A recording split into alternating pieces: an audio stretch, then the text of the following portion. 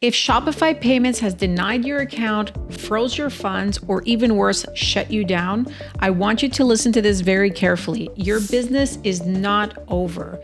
You don't have to rebuild a new site, you don't have to migrate your platform, and you don't have to start your business from scratch. Today, I'm going to talk to you about a solution that you can implement right away so you can get your business back up and running. My name is Maria Sparagas. I am the founder of DirectPayNet. I help thousands of merchants figure out their payment processing and build scalable payment solutions for their businesses, especially in high-risk industries like supplements, content marketing, and so forth.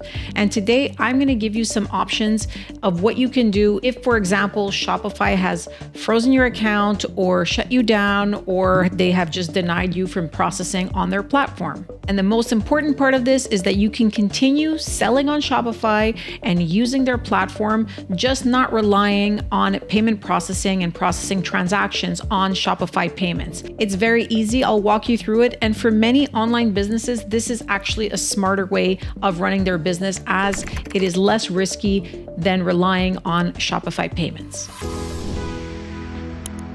The reality is that most online businesses and merchants don't realize until it's too late that Shopify Payments and the Shopify Payments platform is not built for any high-risk business, anything that has subscriptions, high tickets, or is in the supplement space, as I mentioned. These are not industries that Shopify Payments was built to support. So if you're running a store in any of these industries, or if you have non-domestic fulfillment, drop shipping, that kind of stuff, Shopify Payments is not where you need to be. You need to get your own merchant account through a payment processor like DirectPayNet, which is my company, because we understand these industries. Shopify Payments is really for just a very common e-commerce type of shop, usually without subscriptions. So if you are listening to this and you haven't been shut down yet, you have time to build yourself some backups. And as I said, if you have been shut down, then act now. I'm going to give you the steps that you need to make sure that your business gets up and running. A lot of online business owners and people in general have some difficulty separating Shopify and Shopify Payments. Now, just to clarify, Shopify is the actual place where you have your store and you have your products, your SKUs, and so forth, and that's where it's built. Shopify Payments allows you to accept transactions, particularly credit card transactions, on your store. Now, these two things work separately. You could use Shopify without Shopify Payments. Of course, you can't use Shopify Payments unless you're a Shopify merchant. But, if you're on Shopify and you're worried about, working with Shopify Payments, or if you want to get yourself a backup, you can actually continue using Shopify and building your store on Shopify, just relying on another payment processor and getting your own merchant account. Shopify fully allows you to use an external third-party payment gateway to process credit card transactions, ACH transactions. If you have multiple merchant accounts and, for example, you want to shift volume to different merchant accounts, you can do all of these things through a third-party payment gateway that is connected to your Shopify store. So it really does unleash a lot of functionality, and you don't have to worry about limiting your store if you're not using Shopify Payments. In fact, using a third-party provider can actually open up a lot more options for your store. If you've been told you're high risk, or if you look through the terms and conditions of Stripe or Shopify Payments and your business is in a restricted list or a prohibited list, even worse, then working with a high risk payment processor will give you a lot more flexibility. So you can contact me or somebody from my team. We have tons of experience working with various high-risk business models, and we can help you make sure that your business is not put at risk, that you have stable processing, and that you can scale without holding your breath at the end of the month if a few chargebacks come in. Now, if you're in a high-risk industry, supplements, content, high ticket, drop shipping, and so forth, relying on Shopify Payments is very dangerous for your business. It might work well for a little while, but then when it doesn't work well, it's very quick when they shut you down. You usually get very little notice, if any, and you usually have very little time to move your transactions. So it is very dangerous to be running an online store in these high-risk niches and using Shopify Payments. So, the best bet here is really to continue using your Shopify store if all your tech stack is built there, and using a third-party payment gateway. Now, most high-risk businesses in my world actually don't fail because they're not making any money, or nobody wants their product and so forth. Many actually fail because because of payment processing issues. All you need is to have one bad month, a couple of ads that convert, and you get, higher than normal sales that kind of blow your sales forecast out there, or higher tickets than normal. Anything that falls out of the norm of what Shopify Payments is used to seeing from your store could get your account frozen, and worse, it can go under review, or it can get suspended or closed. Using your own payment gateway isn't a workaround. So a lot of times I hear, people saying, I'll do a workaround and try to plug in this gateway and plug in that gateway and so forth. It's not a workaround. It's actually a business strategy meant for your survival if you're in these niches. It's actually going to make sure that you can run smoothly, that, as I said, you're not sweating at the end of the month if something happens, that you can talk to a real human being at a payment processor to explain what's going on. Obviously, if your chargebacks are very high month over month, you will have an issue at any payment processor that you are. But if you do have a bad month and you have a plan in place to make sure that it doesn't recur, then obviously working with your own payment processor and securing yourself a merchant account will make sure that you're a lot safer than working with a company like Shopify Payments. So now I've convinced you that you need to work with your own payment gateway and plug it into your Shopify store. What is the most important thing for you to do? Number one is to find the list of payment gateways that are supported by Shopify Payments. I'll link the link down below of what's supported, but most payment processors in the US, it's a little secret for all of you, is that most payment processors in the US support most gateways. And just to explain a little bit, side note, how payment processing works is that you have a payment gateway, and that payment gateway is connected to a merchant account. Now, a lot of people think it's one and the same. It's actually two separate systems.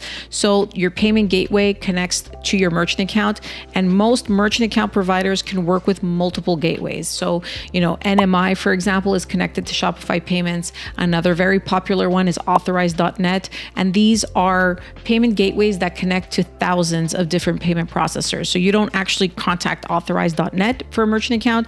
You contact a merchant account provider like DirectPayNet, and then you ask your merchant account provider potentially which gateways they support, and you tell them, of course, that you're working with Shopify, and they'll let you know which solutions they have that can plug into Shopify. Shopify is such a big software that I can tell you that most payment gateways and merchant account providers have ensured that they have a plugin to Shopify just to avoid losing clients because they can't adapt to that technology. So I'm not worried, especially if you're in the US. Most payment gateways are connected into Shopify Payments one way or another. But it is important that when you're scoping out potential suppliers and vendors and so forth, that you tell them specifically that you're working with Shopify, and you have to make sure that the payment gateway connects to your Shopify store. Now, the next step, when you have found the partner that you want to work with for your payment processing, is you put together a package. So you put together an application, and usually there are some supporting documents that are required. For example, ID, previous payment processing history, bank statements. So you put all that together and you send it over to the vendor that you're going to be working with. So you put it together and you send it to your merchant account provider that you want to work with, and then they do something called underwriting. Now, a lot of merchants are very surprised by this, because when you sign up for Shopify Payments or you sign up for Stripe, it's instantaneous. You just sign up and you're ready to go within an hour or so. You can plug it into your store. When you get your own merchant account, there is a formal process of verification that's called underwriting. Now, it may seem tedious, it may seem unnecessary, because companies like Shopify Payments and Stripe and PayPal don't do this, but it is a necessary step, especially if you're in a high-risk industry, especially if you have subscriptions, drop shipping, supplements, and so forth, because that means that your payment processor is doing all the verifications before allowing you to start processing. So if something goes wrong, or you run a high volume, high chargebacks or something like that, they'll be aware that you are in a high risk industry, and they'll give you a little bit more flexibility. When you're working with a third-party provider like Shopify Payments or Stripe, they don't give you that flexibility. You're put in the same bucket as your traditional e-commerce businesses, and And if you have a bad month, likely you will be shut down. So it is important to go through a formal underwriting. It usually takes, 3 to 5 business days. They verify credit, they verify, what you're selling, how you're selling it, and so forth. Sometimes they make a couple of suggestions for compliance purposes, and then you're ready to go. So it does take a little bit of time, but ultimately it will ensure that you have a secure payment solution that you can scale with and you can grow your store without worry. Now, once you're approved after the formal underwriting process, you will get a login to a payment gateway. Within that login, you will get, access to your API keys, any webhooks, and so forth.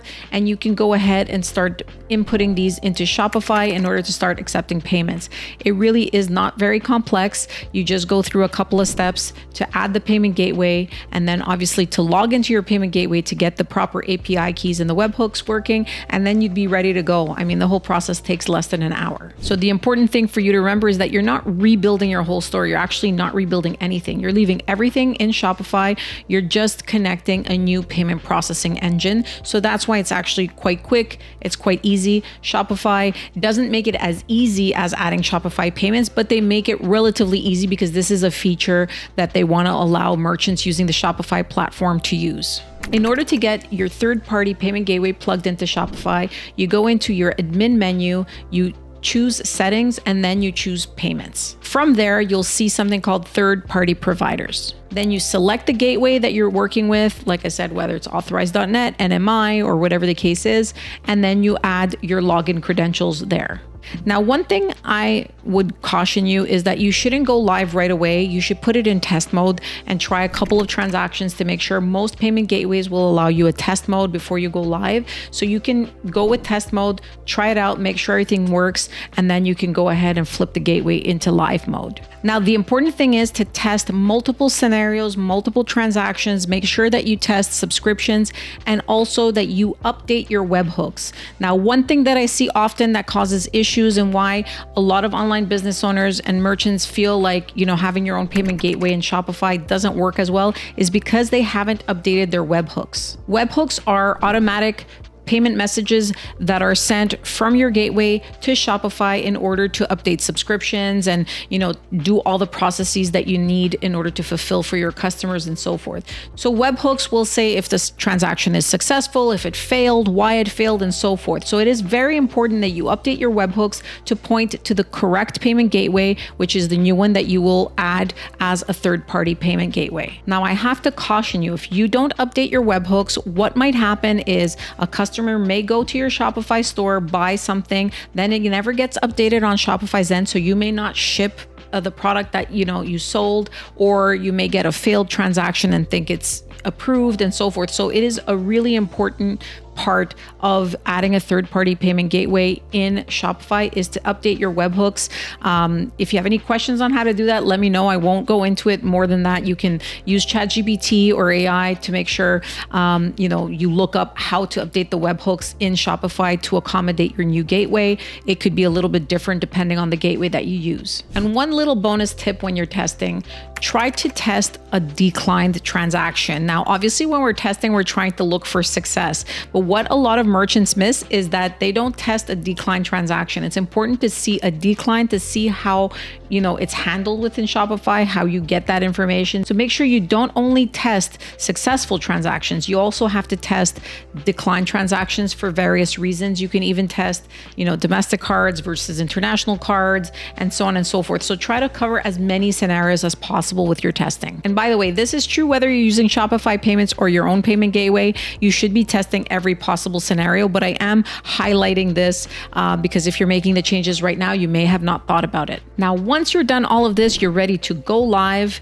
and to start processing with your new payment gateway. So the important thing is, especially the first week and especially the first couple of days, you want to be monitoring everything. You want to monitor your declined transactions, your approved transactions, anything that's a subscription and so forth. You want to make sure that products are getting shipped out, that the responses from every transaction are coming from your gateway into Shopify and are getting fulfilled properly. So what I suggest that you do is you log in directly into your payment gateway and you grab, for example, a day's worth of transaction in a CSV or Excel file, and you just compare it transaction by transaction, if possible, within your Shopify store to make sure that what you see in the payment gateway is what is happening in Shopify. If you see a transaction that's successful, it shows that it's successful in Shopify. If you see it's declined, you have to make sure that it is declined in Shopify, and that, for example, that you get the correct information as to why that transaction is declined. So this is, maybe a little bit of a tedious step, and I know a lot of business owners don't do this, but this can prevent a lot of errors. It can prevent a lot of headaches later on if, orders don't get fulfilled properly and you start getting chargebacks and so forth. So take a couple of days or so to really dig into this to make sure every scenario of somebody filling in your checkout page results in the correct result between the payment gateway and your Shopify backend. And as I said earlier, whether you're using your own payment gateway or Shopify Payments, you should in fact be doing this regardless of the situation. It's really, really important to test out every scenario. And, more often than not, a customer will find a way to break something that you never thought of breaking. So that's a way for you to ensure that everything is working properly. Now, the common mistakes that I see, and I just want to make sure that I summarize these all for you, is number one, a lot of merchants go ahead and start an application, get approved for a merchant account, and they don't ask the provider if they support Shopify. So this is the number one question you want to ask. If you want to continue using Shopify and plug in an external payment gateway, any provider, any merchant account provider or payment processing provider that you approach, first question should be I have a Shopify store. Do you have an integration to Shopify? If they say no and you're really stuck on using Shopify, it's probably best for you to move on and find another provider. Another thing, as I mentioned, is skipping testing. Make sure you test every scenario. Make sure that you cover as many scenarios as possible, because, every lost sale is money that you're losing in your store. Even worse, if, you get a sale that you don't fulfill properly, that's a chargeback, which adds a lot more cost. So make sure you test, take a couple of days at the beginning and test extensively and review transactions very methodically to make sure that everything is being captured properly. And as I said earlier, if you have subscriptions, make sure that you have the subscription logic set up within your new payment gateway, or if you're managing subscriptions through Shopify, you can do that. But make sure your subscription logic is configured properly, that your webhooks are configured properly so you get responses from your payment gateway that are going right into Shopify. And Shopify has built this functionality. So it's just a matter of making sure that everything is mapped out properly. It doesn't really take very long. It's just an extra maybe 15, 20 minutes once you add your payment processor to ensure that the webhooks are now pointing to your external payment gateway. And another common error that I see is that merchants do not actively monitor. Once they set it up, they do a little bit of testing, they monitor for a day or two, they just kind of let it go. Now, regardless of whether you're using Stripe, Shopify Payments, your own payment gateway, it's important to monitor regularly. Things break, there are updates in software, softwares are all talking to each other, and they may not be on the same page because of their versions and so forth. So I usually suggest to dedicate, one day a month where you have somebody review transactions, review that your fulfillment is working properly based on the responses from your payment processor. A transaction, for example, is approved, how long it takes to get fulfilled and so forth. So, take a look at your business. Everybody has a different business model. Timelines are different, but make sure you understand the logic of what happens when your customer buys from you and what happens afterward, and you test that and you verify that at least on a monthly basis. Now, the biggest mistake of all that I see is that online business owners wait till Shopify Payments shuts them down completely before they go ahead and get a backup. So if you're on the fence, if you've gotten a couple of questions from Shopify, asking about your business model, or, you've gotten shut down in the past or suspended in the past, this is the time for you to go ahead and get yourself a merchant account, get yourself a backup. Don't wait till they shut you down, because then obviously your business is going to be on hold until you find a new provider. Now, the key takeaway from this is that if Shopify Payments shuts you down, your store and your business are not dead. As I outlined above, there are steps that you can take preemptively to, ensure that this doesn't happen. But even if it does happen and Shopify does shut you down, feel free to contact somebody from my team at Direct PayNet. We'll be happy to walk you through the process. Usually we do like if you're still up and running, because there is a lead time and there is some verifications to be done to get your merchant account. But if you've been shut down, don't waste any time. go ahead and contact us and we'll help you get your store back up and running and make sure that you have a backup that's secure, reliable, and make sure that you can scale your store. Now, if you enjoyed this episode and you found this information useful, please feel free to like and subscribe to my channel. I talk every week about different conversion tricks and things that you can do to make more money. So I hope to see you again soon.